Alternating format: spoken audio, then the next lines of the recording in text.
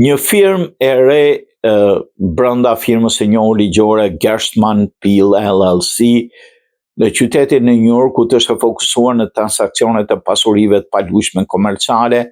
dhënien me qira, lobimin dhe marrëdhëniet me qeverinë në shkrenarit shpat një zgjerim strategjik të shërbimeve të përshtatura posaçërisht për komunitetin shqiptar amerikan të pasurive të paluajtshme në New York, me shtimin e një firme të ish ambasadorit të Shqipërisë në Kombet e Bashkuara Adrian Neritani. Gerstmann PLC është e përkushtuar të mbështesë programet e ndërtesave, zhvilluesit, profesionistët e pasurive të paluajtshme shqiptar-amerikane me përfaqësim ligjor të informuar kulturalisht dhe ekspertizë transaksionale. Komuniteti